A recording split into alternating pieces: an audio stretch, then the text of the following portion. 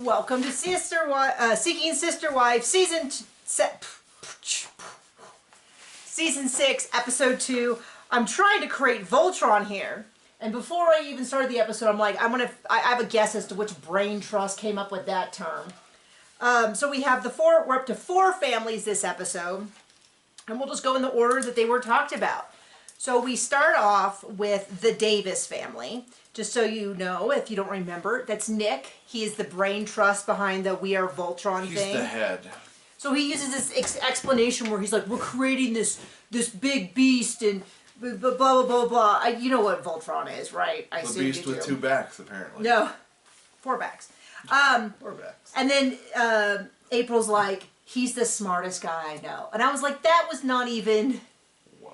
Their ability to think he's a genius when he'll like read like a Nature article and then basically recite it while they cook meals for him after they get home from their long day of work. At least now he's a stay-at-home dad, and being a stay-at-home dad is a job. But I'll remind you, when we first met him, they had like He was also a stay-at-home dad to a 16-year-old. 16-year-old who was at school all day, fully very capable. So at least now he's doing something. They go over the history, which he's been with April for 7 years. He's been with Jen, at this point, Jenny, 6 years. I don't know when this was filmed, maybe 5 years, so 2019. And they have a new girl who has joined. Boy, does he have a type. And this is right on brand with the type. Her name's Teresa, and there is something already really weird. I mean, I know, it's Seeking Sister Wife, so it's already really weird. But the way they talk about it is as if they've been trapped by a lion in the corner of their house. They're like, we like her very much. Things have been very smooth since she joined the family. Like, they kind of seem terrified of her? Is that how you would describe it? I don't know. And she is very much It'll come out soon, whatever it is. So April's the first wife. Jenny's the second. She is pregnant again. They just had a baby. The kids, we never say anything awful about the kids. The kids are adorable. Teresa has moved in with their child, or I don't know if the child lives there, or if I don't know. And Teresa is this. She comes in and she's like, I know that men want steak. And I told them, I pulled Jenny and April aside, and I was like, I love Nick, and I should be in this family. That was definitely not how she said that. What do you mean? She's like, I mean, men can love pizza, but I bring the steak, or something like that. It was something like that. It was dumb. Well, it was odd because now I'm also taking notes, so sometimes this gets lost, but she said something like, you know, I know that men want sex, but they want something more. It's like they can eat steak all they want, but eventually they can eat pizza however much they want, but they eventually want steak. And I was like, is she the pizza in this analogy, or is she the steak? Not even a genuine slam. Just... Obviously, she meant she was the steak. I get that. I'm just saying I was left with questions. That's all I'm saying. But there's something about the way that they talk and film around her that makes it sound like they don't like her. They're telling us they like her and that things have been good. I'm not saying I'm a master in body language. I'm just saying I'm picking up a vibe that there is... Well, and she's moved in, and he's like, I don't know if we're going to make this official. Yeah, there's a lot going on that makes me think that she's all in. She's in, or I don't know. And this is like Captain Horndog, who's normally like, yeah, I got all the women, I can please all the women. And there's something about his like reservation that part of me is like, I wonder if they knew that it wasn't going to work with her, but they wanted another season of TV. I mean... And so they were like, we'll see how this goes. But we already saw from the sneak peek that she is kind of like, she definitely, and I don't have a problem with a woman who's confident. It's just, there's something about the way this is all set up that is a little odd. And I think he's kind of a dingle-dongleberry. Like, he's not, they go on and on about how smart he is and how amazing he is. And I'm just not buying that. I mean, he's got 2 women cooking for him and feeding him and taking care of him financially, and...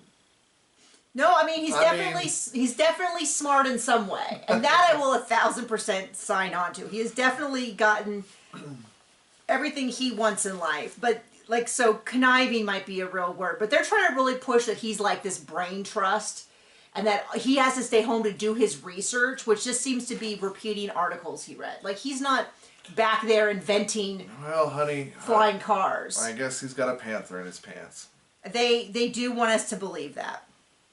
Okay, next up we have the Williamsons. Williamsons, that's Reese and Billie Jean. They are going to his mother's house, and then his father, who is remarried, is coming over. Remarried? No. Or, certainly divorced. Divorced. Remarried, maybe. I think I screwed that up. I think they're cousins. And then two cousins. Two cousins, yes. Okay, and I was assuming one of them was his wife. No. I'm really sorry, cousin. That was rude of me. I was like, man, she looks great. Clearly married younger, but no, you're right. And it was two cousins, and they hope it goes well. I know. I'm like, a part of me goes, it's not going to go well. They've already told Mom, and she wants to have a relationship with her kids, so she's like, yay, whatever. Yeah, there's definitely a difference between like, wow, I think this is a great idea. I'm so glad you made this decision to go back to law school. Like, kind of response, and like, well, they're adults who can make their own decisions, and I just want them to be safe and happy. Which is like, as my mother often said, damning with faint praise. And that's what I feel like we see a lot. I use that phrase a lot, not in the rest of my life, but on these recaps, because it definitely feels like everyone is trying to just be polite for TV and not drag their loved ones. But they want to say is, this seems really dumb, but they're going to do it anyway, and I don't want to burn a bridge of our relationship over this, is what it really feels like. And I think especially with him, there's a large part of like, I don't know that you're going to trick another woman in. And I am not pro-polygamy, but I am saying that the way they are discussing it is such a problem. Like, because I mean, like, they're saying stuff like, well, obviously she'll be the main wife. And then they're saying stuff like, the other wife can, like, help out. And I'm like, oh, so what it sounds like is you're bringing on a woman who will be a brood maid, and a brood mare, and a maid. A brood maid. I burned my own joke by saying it backwards. But I mean, they're like, they want to have another woman that'll give, and it's not even like he wants to have babies with her. He's like, me and Billie Jean want to have more babies. So it's already hugely problematic. Because I may not be pro-polygamy, but I do understand the basics of relationships, and expecting that they're going to bring someone else on just to fulfill the parts of their relationship that are lacking, deeply problematic. So anyway, Dad and the cousins come over. Christina is one of the cousins. I loved that she laughed really hard when he said that about because when I saw it in the preview, what I assumed she was laughing over was the idea that he was going to be able to find and court another woman. Yeah, I mean, it does. I do need to say one thing, which is Teresa from the Davis family mentioned she had been in several past polygamous relationships, which does make me wonder. Like, but maybe that's the whole thing. Like, maybe the Williamsons are just going to look out for someone who is, for whatever reason, decide they want to be in a polygamous relationship, but not be a member of the religions. Because they sort of seem to be like, well, it's in the Bible. Like, there's a lot of stuff in the Bible that is not meant to be an example. Lots of rape and murder and wars and this stuff that at least people who follow the New Testament wouldn't be looking at as an example. Like, we would look at Esther and be like, that's how we think all kings should be picked their new queen. You know what I mean? Like, anyway, so he tells the family, and Christina laughs really hard, and then she gives them a long lecture that I'm not going to bother repeating. But she does bring up a couple of good points, which is that it does sound like they're just wanting to bring someone on to kind of like do work. And that's the thing where I'm like, the fact that he's even using language like she'll be the main wife. Yeah. And then also like, it'd be nice to have someone to help out. I'm like, so you want her to be barefoot pregnant and cleaning up the chickens. I don't like that when it's just one man saying that, let alone two people saying we're going to bring in sort of a brood maid. Anyway, so I don't think they're going to get too far in their journey because they're certainly not selling it very well. Next up is the Johnson family. This is a new family we haven't met. There's Angelica, who does not have braces. And there is Shanae, who has braces. I'm a little face blind. They both are wearing glasses. They both have braids. I have enough trouble keeping Reese Witherspoon and Kristen Bell apart to where, and I've seen a bunch of their movies to where I'm struggling here. So braces and no braces is how I'm going to be doing this.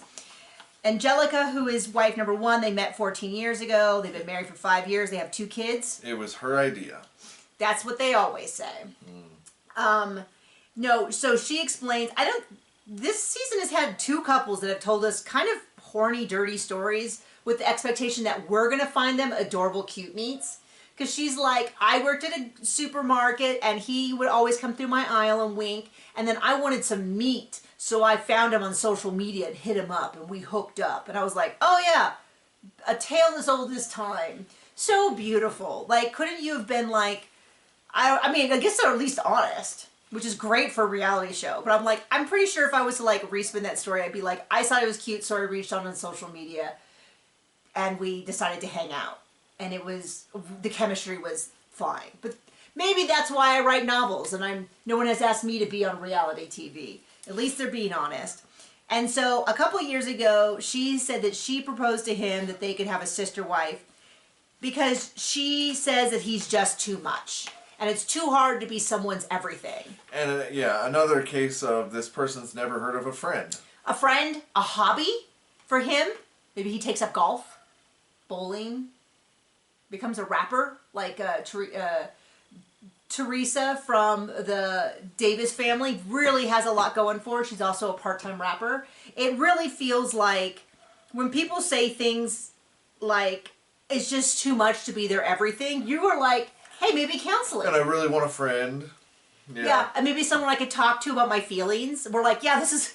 Somebody I can vent to about my husband. We're like, hey, you know what? Counselor and friend. Like 2 separate people. You can have 2 people in your life that... Because I was saying with John, and I say this a lot, but it's still true, which is my favorite thing about my friends is they're not sleeping with my husband. And I don't have to sleep with their partners. Like, that is one of my favorite things about them. And I can say things like, oh, yeah, John's been really tense. And they don't say, yeah, I was banging him last night and he said the same thing. They can just be like, oh, that's really hard. When my partner is really tense, was really stressed out when they lost their job or something. And then they're like, yeah, just, hey, if you ever need to go out for a meal or something, just let me know. Aw, how sweet. Or I can go to my therapist who I pay and I don't have to listen to any of her stories. I have to listen to her. Well, I don't have to listen to her advice, but I paid for it, so I guess I will. Many, many options. Also, real-life sisters, cousins, neighbors, friends, group therapy groups you can join. All of that. So anyway, I do notice that in the pictures, Shanae did not have braces. They had pictures of them all together without braces, and now she does. And it just made me think of Roberta from season 3 or 4 or whatever, how they paid for her braces, and I was like, ooh, is this a sister wife thing, or is this like I'm going to be on TV thing, or what? Nothing wrong with braces. It was just such a, where they said they did nothing for Roberta, and then later on they found they had given her tens of thousands of dollars, and you're like, oh, there you go. So he's been dating Shanae for 3 years. They live about an hour apart. Shanae has a child as well that's with her for the weekend. Shanae's the only one. He's dated a bunch of people that's made it to girlfriend status. It sounds like he kind of goes out there. They have a meal. Haven't made it to girlfriend status, right? I think you said that Shanae was the only one to make it to girlfriend status. Yeah. No one else has, but he's dated other people. Yes. Sounds like he goes out there. They have a meal. They bang, and then he drives home. And she's starting to say, so Shanae... She wants more than that. And Angelica meet up, and they talk. And she says that she wants more than that. She needs more time, something needs to change, or she's kind of ready to move on. And he's like, well, we can go get a room. And Angelica really needs to figure her stuff out, because she's the one who thought this up. Yeah, Angelica's like, well, he's really busy at home with his job and me and the kids. Figure it out. And John's like, you're the one who insisted they do this. But this is exactly how it happens every time. I'm not saying we're an expert on polygamy, but we're an expert on TV polygamy. I know it's not the same thing, but for people who choose to go on TV, we have seen this play out, which is it's all a great idea when it gets him out of the house a little. But when they actually want equal footing with the first wife, it's like, whoa, whoa, whoa. I didn't think I was going to have to make that many sacrifices. I thought he was just going to get out of the house a little bit so we could, me and the kids could sit around and have popcorn, and then he could be back to put them in bed and get them up the next morning and send them off to school. I don't like this whole thing. So Matt shows up to the conversation. They talk about it. He looks wildly uncomfortable. He says things like, well, where's my hey daddies? And I'm like, oh. After he says, hey, beautiful. 1 and 2. Yeah, but he says, hey, beautiful. Pause. 1 and 2. Yeah. And then like, which one's 1 and which one's 2? And you're like, oh gosh, you guys are so bad at this.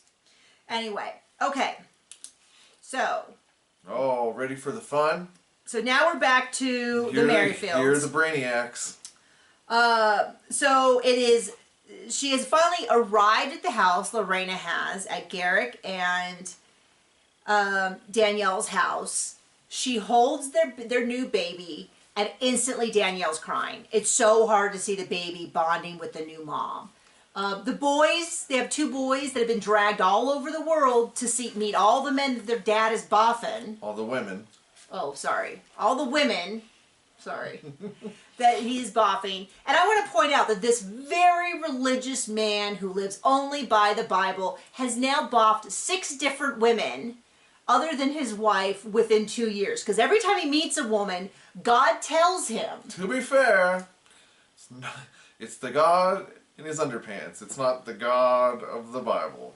Yeah, he's constantly that saying. He constantly maligns. God wants him to have sex with this woman. Constantly. The boys both say, who I feel so terrible, this being dragged through this all the time. The boys say that they don't want to live this lifestyle, and one of the brothers gives the other brother a hard time, like, oh, look at all the girls in your phone.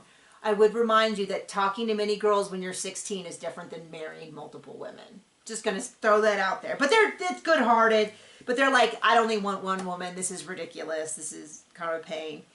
And then they explain, I don't know why this makes me so irrationally mad, because he's already a hot mess, so I shouldn't be surprised. In their household, Garrick is the king of his castle, so he gets his own bedroom, and the women rotate in and out, much like concubines do. Like, well, I will say this time at least he's got the prenup set up and signed and all done, and he's taking care of the other people that he has obligations to, like his brother-in-law, who he shares a business with. Oh, wait. I have some bad news for you, John. That didn't happen. Next episode, it looks like we get to see Danielle moving her stuff out and sobbing. And it's just like, I would feel bad for her if it wasn't her. I felt bad for her season 1, but now it's like, no, you're dumb go through this, and you deserve this. We go through this every single time. Every single time. And she keeps signing up for it, and I'm just not interested. So I do wonder, how much is Garrick's business worth? How much does he bring home? Because, I mean, not enough to put up with him. Oh. Well, in her case, apparently it is. Well, so she... Large wife. Yeah. By the way, yeah, that was the nickname with Roberta 5 women ago, was large wife and small wife. So we call her that quite often. Nothing offensive about it. We call her that not because we think she's big or body shaming, but because that is what her beloved husband called her. Anyway. So it's Danielle's. And then Lorena, when she's in the room, explains to us that she grew up very, very, very poor in a very, very small house with her grandmother. And it was clean, but it was very small, and they were very poor. And frankly, I can't blame her. Like, I'm like, get your bag, girl. Like, that's... I mean, half of Garrick's stuff is more than she had before. Moving up in the world, good for her. If it even gets that far. If it even gets that far. She's probably being like, if I'm going to be your wife, you just support my family that I left because I was supporting apparently them. Where they live in Colorado is very undiverse. Oh, you're kidding. Colorado? I mean, there are parts of it that are pretty diverse. Where we live is diverse, but we do not have very many black people in our community. We have a lot of Native Americans and Hispanics because we live near a Native American reservation. But yeah, Colorado is not known for its African American population. I'm just going to say that. And I think where they live is even more so. I'm just saying.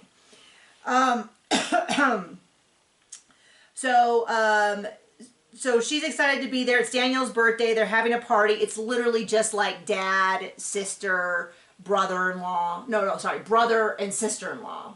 It's Danielle's brother, Sam, that works with him. Now, from what I understand, Garrick used to work with his family until they disowned him after season 1. And then him and the brother-in-law started working together.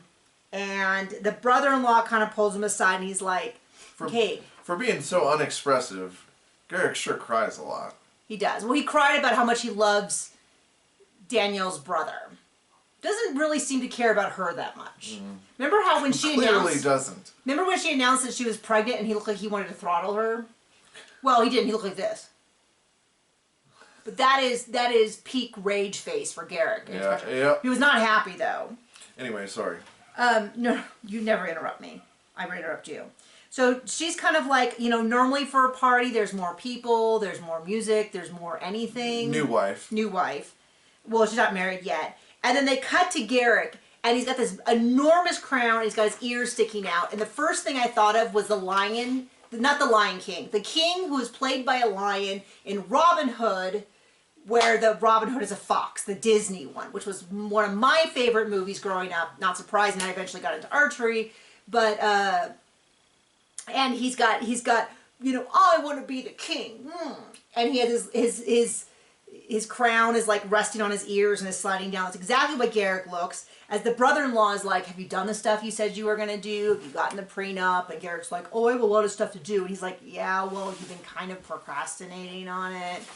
And the brother looks miserable and looks like he's trying so hard not to call him an idiot. He just looks like he's going...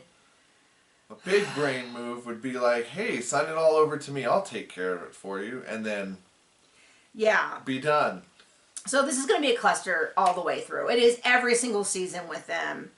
The guy's so gross. Danielle eggs him on. He's got this weird... And I've looked up... So there's a She needs to go visit the wizard and get a brain. The stuff he's saying... I remember last season about like how Christ is representative semen and all this. I Googled because I was like, I had not heard this, but there's possibly a fringe movement. I couldn't find... Google didn't even try to give me a result. Google was like, I don't know what you're talking about. You need to pick different words. We're not going to look for that search term.